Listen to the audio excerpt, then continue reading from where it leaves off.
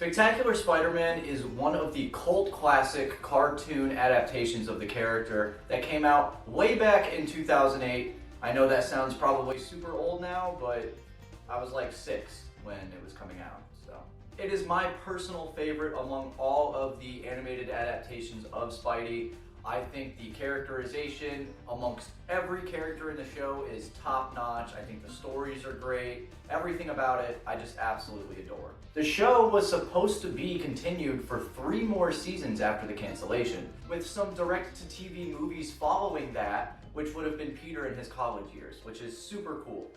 There is a huge list of stuff that they were going to do and that was planned for the show, but one of the big ones that really stuck out to me was that they were planning to do the Clone Saga. The Clone Saga is a fan favorite or fan hated line from the comics back in the 90s. Peter Parker was cloned by Dr. Miles Warren, who does show up in the show quite a few times actually. So they were already sprinkling the seeds of the Clone Saga in the show before we were ever going to get there. Well, there is Peter Parker. We had trust issues with Peter. I realize you dismissed him, but he's still the brightest student I have. I know Peter, a friend of my son's. I've always found him very impressive. All I care about is having the best available minds at our disposal. In the books, Dr. Miles Warren takes Peter Parker's DNA and he clones him, which then makes Ben Reilly, and then later down the line we get revealed that Ben Reilly is the original Peter, and it kind of becomes a little bit of a jumbled mess that I honestly need to refresh myself on. But at the end of the day, Ben Reilly wound up being a super loved and adored character by the comic fans. He is really his own guy. He has his own struggles, his own kind of personality things that he's dealing with because he does want to be his own person. And if I remember correctly, Ben Reilly is like technically the big start of the Spider-Verse, I guess. I mean, he was the second Spider-Man, technically. But because Spectacular Spider-Man got canceled after season 2 and was turned into Ultimate Spider-Man, they were never really able to get to the Clone Saga and all of those other stories that they wanted to tell. So I kind of wanted to take it upon myself and see how things would have looked if they got to continue the show. As some of you may know, I have been working on a fan series that is kind of a continuation of Spectacular Spider-Man, but is in a way that it's reusing scenes from the show for a new story. It might sound a little confusing, but I think it's really easy to follow, and if you saw episode 1, you should be able to go into episode 2 like that. In my first installment of the series, I used a classic Spectacular Spidey suit, just translated into live action, with screen printing and textures. However, for this one, I wanted to jump into the Clone Saga. A few months back, I made a video talking about the suit that PSM had made for me. That is the sensational, spectacular Spider-Man suit. It's hanging up back there with the other suits in the series. If you haven't seen that video, go check it out. I show you all of the details of the suit. Kai did an amazing job. I'm super happy with the design. I mean, now he has like 4 suits, but classic Ben Reilly has 2 pretty significant suits. So in this video, I wanted to show you my rendition of the spectacular styled Scarlet Spider suit. First and foremost, we have a red velvet bodysuit. I went the velvet route for the bodysuit just because I love how it absorbs light and it shines, but it also does like the shading, like in the comic books. Velvet is just a really cool fabric when it comes to lighting, and I thought it would kind of capture that homemade style of the Scarlet Spider suit as well. I can literally wear this thing for like hours and not even it feels like normal clothes. The next piece we've got is Capital Cosplay's Scarlet Spider hoodie. I had him make this for me a few months ago, and I was like, hey, I love what you're doing with those, but could you put a Spectacular logo on it? It literally came out perfect.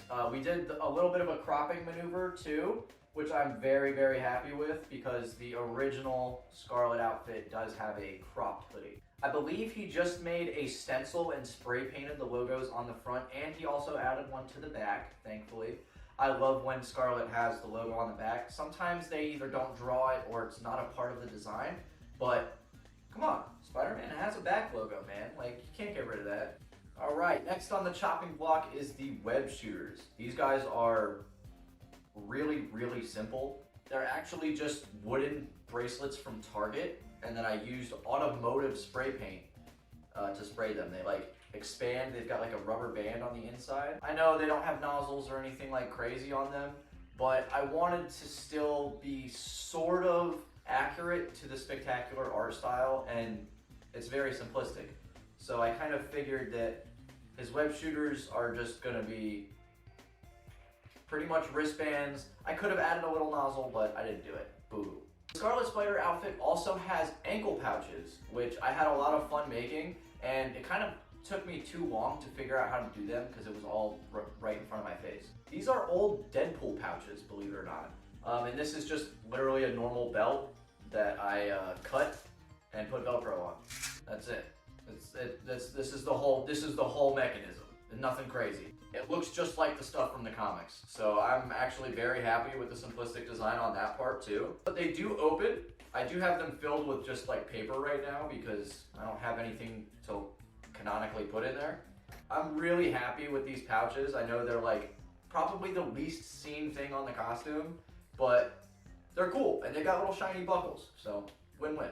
To be fair, I did consider using these at one point. If you guys know what these are and when they're from, I'm sure you know what they're from.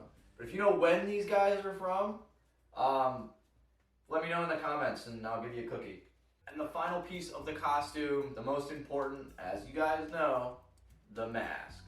So this face shell is by the Spider Forge on Instagram. I'm not sure if he has any other social medias, but I'll put his Instagram link in the description. He made the file for this shell and then Port Props printed it for me. I did all of the finishing myself, and I'm really happy with how they came out. I didn't want the lenses to be just plain white. I thought that would be like really stark and look really silly since the lenses are so big on the spectacular mask. But what I did do is I took a chalk marker. Everything you see right here is with just a chalk marker. There's no actual clone in my mini-series. Peter's identity is close to getting revealed, and so he changes his style and his costume to try and avoid all of the heat that's coming from episode 1. The idea was to make it look like Peter just really quickly kind of went over his lenses with like a white marker or white paint or something, and he missed a few spots and they've gotten scuffed up since. I do really love this face shell though. It fits great. It gets the spectacular shape like perfectly. I can't be happier with the shape of it. You get that nice profile. The velvet mask looks kind of silly, but like there you go.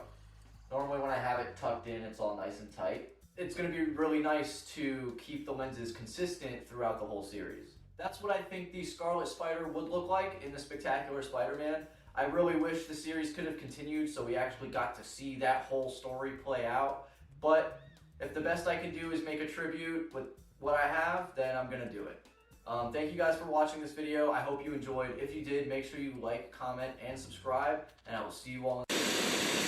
Last thing I need is the return of the Green Goblin. Only thing more horrifying is double date at Flash Thompson's. Or Eddie Brock? Alarm. It's coming from the museum. But Eddie... gone. Oh man, I'm losing it. Goblin?